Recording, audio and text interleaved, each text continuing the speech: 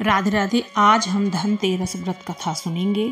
उत्तरी भारत में कार्तिक कृष्ण पक्ष की त्रयोदशी तिथि के दिन धनतेरस का पर्व पूरी श्रद्धा व विश्वास के साथ मनाया जाता है। धनवंतरी के अलावा इस दिन देवी लक्ष्मी और धन के देवता कुबेर की भी पूजा करने की मान्यता है। इस दिन के पीछे मनाने की धनवंतरी के जन्म लेने की कथा के अनुसार दूसरी कहानी भी प्रचलित है। कहा जाता है कि एक समय भगवान विष्णु मृत्यु लोक में विचरण करने के लिए आ रहे थे। तब लक्ष्मी जी ने उनके साथ चलने का आग्रह किया। तब विष्णु जी ने कहा कि यदि मैं जो बात कहूँ तुम अगर वैसा ही मानो तो फिर चलो। तब लक्ष्मी जी ने उनकी बात मान गई और भगवान विष्णु के साथ भूमंडल पर आ गई। कुछ देर बाद एक जगह पर पहुंचकर भगवान विष्णु ने लक्ष्मी जी से कहा कि जब तक मैं ना आऊं तुम यहाँ ठहरो, मैं दक्षिण दिशा की ओर जा रहा हूँ, तुम उधर मत आना। विष्णु जी के जाने पर लक्ष्मी जी के मन में कौतूहल जागा और उन्हें आखिर दक्षिण दिशा में ऐसा क्या रहस्य है जो मुझे मना किया गया है, और भगवान स्वयं चले गए। लक्ष्मी जी से रहा ना गया। जैसे ही भगवान आगे बढ़े लक्ष्मी जी भी पीछे पीछे चल पड़ी।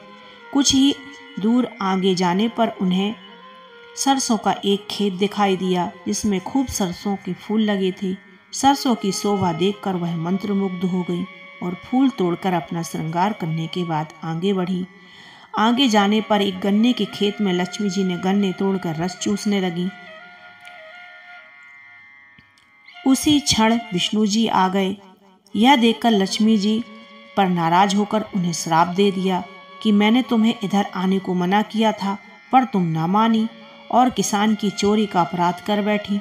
अब तुम इस अपराध के जुर्म में इस किसान की 12 वर्ष तक सेवा करो। ऐसा कहकर भगवान उन्हें छोड़कर क्षीर सागर चले गए। तब लक्ष्मी जी उस गरीब किसान के घर में रहने लगी। एक दिन लक्ष्मी जी ने उस किसान की पत्नी से कहा कि तुम स्नान कर पहले मेरी बनाई गई इस देवी लक्ष्मी का पूजन करो, फिर रसोई बनाना। जब तुम जो मांगोगी मिलेगा। किसान की पत्नी ने वैसा ही किया। पूजा के प्रभाव और लक्ष्मी की कृपा से किसान का घर दूसरे ही दिन से अन्न धन रत्न स्वर्ण आदि से भर गया। लक्ष्मी ने किसान को धन धान्य से पूर्ण कर दिया। किसान के 12 वर्ष तक बड़े आनंद से कट गए। फिर 12 वर्ष के बाद लक्ष्मी जी जाने को तैयार हुई। एक दिन लक्ष्मी जी ने जब जाने को तैयार हुई तो विष्णु जी लक्ष्मी जी को लेने आए। तब किसान ने उन्हें भेजने से इनकार कर दिया। तब भगवान ने किसान से कहा कि उन्हें कौन जाने देता है, वह तो चंचला है, कहीं नहीं ठहरती। इनको बड़े बड़े नहीं रोक सकते। इनको मेरा श्राप था, इसलिए 12 वर्ष तक तुम्हारी सेवा कर रही थी। तुम्हारी 12 वर्ष तक सेवा का समय पूरा हो चुका है। किसान हठपूर्वक बोला कि नहीं, अब मैं लक्ष्मी जी को नहीं जाने दूंगा। तब लक्ष्मी जी ने कहा, हे किसान, तुम मुझे रोकना चाहते हो तो मैं जो कहूँ वैसा करो। कल तेरस है, तुम घर को लीप पोत कर स्वच्छ करना, रात्रि में घी का दीपक जलाकर रखना और सायंकाल मेरा पूजन करना और एक तांबे के कलश में रुपये भरकर मेरे लिए रखना।